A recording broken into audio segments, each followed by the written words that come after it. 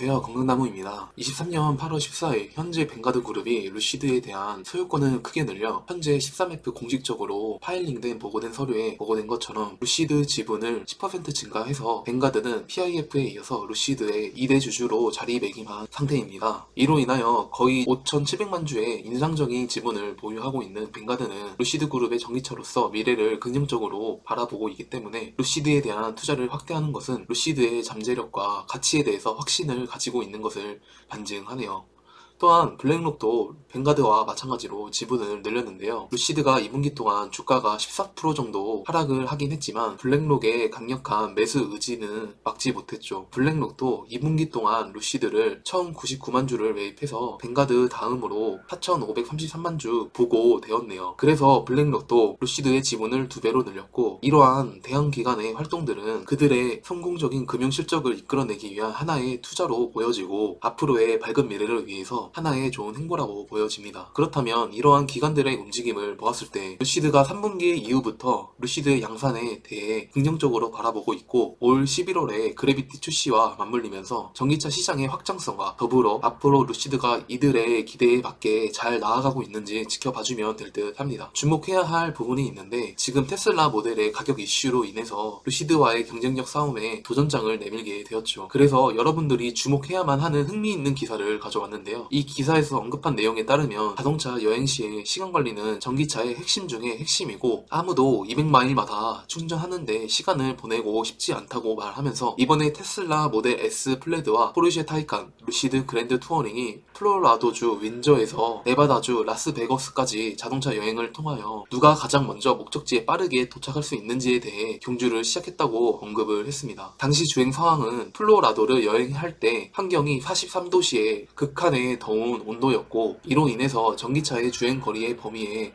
엄청난 영향을 미쳤기에 긴 여정을 운전해야만 하는 전기차 운전자들은 본인의 계획에 맞게 충전 속도를 내세울 수밖에 없었다고 말을 했습니다. 당시에 테슬라 모델 S 플레드와 포르쉐 타이칸은 220마일을 주행한 후에 중간에 멈춰서 충전을 해야 했지만, 루시드 그랜드 투어링은 이러한 극한의 더운 환경에서도 불구하고 330%의 배터리가 남아있어서 효율적이고 충전으로 인하여 주행 중단 횟수가 가장 적은 루시드 에어가 이들의 강력한 경쟁자로 테슬라, 포르쉐를 긴장시켰지만, 루시드는 일렉트리파이 아메리카 충전소에서 충전을 하다가 몇 가지 문제가 발생하게 되면서 충전하는데 많은 시간을 낭비를 해버리게 되어 최종적으로는 모델 S 플레드가 콜로라도주 윈저에서 가장 먼저 도착했다고 하네요. 여기서 주목해야 할 점은 최종적으로 모델 S 플레드가 목적지에 가장 빨리 도착해서 우승한 것에 대해 주목해야 하는 것이 아닙니다. 결국 배터리 효율성이 떨어지고 주행거리가 떨어지게 되면서 겨우 220마일, 즉 354km 정도 가다가 중간중간에 충전을 해야만 했지만, 루시드는 33% 이상의 배터리가 남아있어 더 주행을 길게 했다는 것입니다. 사실 일렉트리파이 아메리카 충전소는 예전부터 전기차 충전으로 인한 호환성이 잘 안되는 문제로 인해서 많은 노이즈에 시달리게 되었는데, 이러한 부분들을 시간이 지나고 전기차 충전이 점점 심화됨에 따라서 이러한 문제들은 점진적으로 해결될 것으로 보이고, 충전 속도도 빠른 루시드이기 때문에 일렉트리파이 아메리카가 호환성 문제만 잘 해결이 된다면 언제든지 루시드가 앞으로 치고 나갈 것입니다. 그리고 테슬라는 현재 모델 X와 모델 X들을 10,000불 정도 저렴하게 팔아 배터리를 더 적게 넣어서 주행거리 범위를 낮추는 시도를 테슬라가 지금 하고 있습니다. 그렇게 된다면 현재 모델 S의 경우 모델 S의 주행 범위는 최대 320마일, 515km로 각각 최대 405마일, 그리고 396마일을 제공하는 일반 듀얼 모터, 트라이 모터 플레드 모델보다 낮습니다. 그리고 모델 X, SUV의 범위는 최대 269마일이고 최대 348마일을 제공하는 더 비싼 버전보다 훨씬 낮은 수치입니다. 새로 내놓은 모델 S와 모델 X 가격은 각각 78,000불, 88,000불이네요. 전기차 수요를 끌어올릴 수 있는 가장 중요한 지표와 니즈 중에 하나인 주행 범위가 짧아지게 된다는 것은 전기차의 품질을 낮춘다는 것을 의미하고, 동시에 가격을 낮춘다는 것은 단기간에는 판매량을 늘려 좋게 보이겠지만 결과적으로 수요 감소로 이어지게 되고, 미국에서 260마일로 낮춘다는 것은 내연기관차 주행거리 절반도 못 미치는 것인데, 테슬라 차량은 많아지고 충전소도 많이 포진되어 있지 않는 상태에서 이렇게 주행거리를 짧게 한다? 그렇다면 충전소를 이용하는 시간도 길어지게 되고, 차량이 많아지면 충전 대기 시간도 길어지게 되어 결과적으로 좋지 않은 결과를 낳을 수밖에 없습니다. 또한 배터리는 악천후로 인하여 배터리 에너지 밀도도 감소하게 되면서 EPA 공식 주행거리보다 20에서 30% 감소하는 것을 감안하고 바라보아야 하는데 260마일에서 실거리 190에서 200마일 가는 차를 과연 누가 살까요? 앞에서 언급했었던 기사에서 220마일 정도 가다가 중간에 충전할 수밖에 없었다고 하는데 진짜로 긴 거리를 주행하게 될 경우에는 중간에 운전하다가 멈춰 서버리는 난처한 일이 충분히 많이 발생할 수밖에 없는 거고, 그렇다면 테슬라의 브랜드 이미지에만 손상을 입는 것이 농후합니다. 하지만 테슬라의 브랜드 이미지가 있기 때문에 살 사람은 사겠지만 정말로 차의 효율성과 품질을 가장 중시하는 소비자 입장에서는 절대로 매력적으로 보이지 않습니다. 차라리 웃돈을 좀 더 얹어주고 더 좋은 제품을 사겠죠. 루시드 퓨어 같은 차량을 말이죠. 새로 출시된 모델 S가 78,000불인데 주행거리 320마일, 에어 퓨어 410마일. 하지만 에어 퓨어는 최근에 할인된 가격이고 최신 모델이기 때문에 모터, 인버터, 배터리팩 성능은 더 좋고 82,000불입니다. 그렇다면 전기차를 사야만 하고 필요한 소비자는 무엇을 선택할까요? 곰곰이 생각해 보시길 바랍니다. 이렇게 전기차 시장의 경쟁이 심화되면서 우리들은 전기차 시장의 본질을 바라볼 줄 알아야 합니다. 지금 같은 전기차 시장의 경쟁은 과거 반도체 치킨 게임도 똑같은 상황이었고